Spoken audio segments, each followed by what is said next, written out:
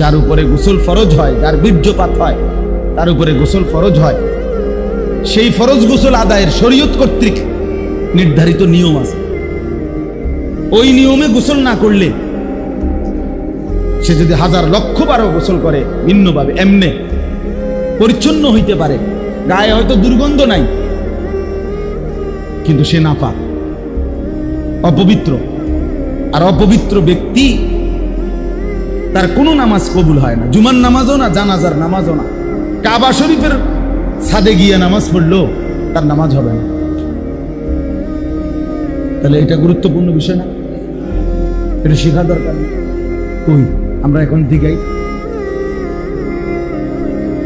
আমরা এখন দাঁড় করাই, একটা নুরানি মাদ্রাসার বাচ্চা নিয়ে আসি, ইন্টারভিউ নিব, চাচারা একজন একজন করে তাব্বাতিয়া দা কুল হুয়াল্লাহ শুনাইবেন, আত্তাহিয়াতু শুনাইবেন, দেখি বাচ্চা যারে কয় সঠিক সেটা সঠিক, বাচ্চা ভুল বললে ভুল, বাচ্চার মাধ্যমে ইন্টারভিউ হবে, তখন কয়জন পাওয়া যাবে?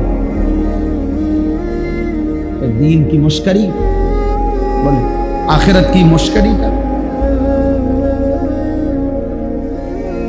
আখেরাত মামুলি মনে করছি আমরা, আখেরাতকে মনে করেছি এটা একটা সাধারণ জানতেন বিষয় না। বাবা, হাসরের মাঠ সেই মাঠ, সোয়া লক্ষ আম্বিয়ায়ে কেরাম যে মাঠের ভয়ে কাঁদছেন।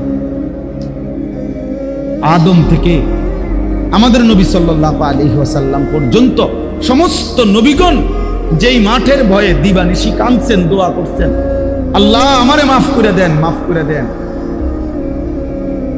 অথচ নবীদের কোনো গুনাহ নাই, নবীদের কোনো কি নাই, কোনো নবীর কোনো গুনাহ নাই, আমাদের নবীরও নাই, আগের নবীদেরও নাই। সমস্ত নবীরা মাসুম, সমস্ত নবী নিষ্পাপ, আদম থেকে আমাদের নবী সাল্লাল্লাহু আলাইহি ওয়াসাল্লাম। অথচ তবুও তারা হাসরের ময়দানের ভয়ে কেঁদেছেন। জিন্দেগি এর ভিতরে দিয়ে আমার হায়াত, আমার সময়, আমার ঘন্টা, আমার মিনিট, আমার সেকেন্ড, প্রিয় ভাই আমার এটাই আমার হায়াত।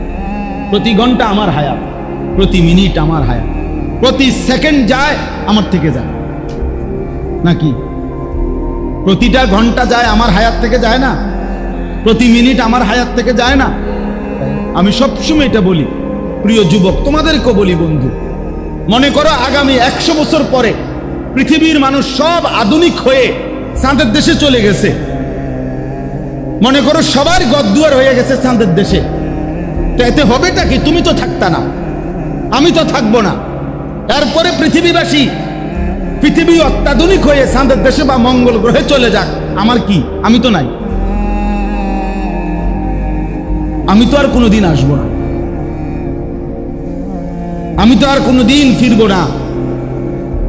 এই পৃথিবী যত সুন্দরী হোক,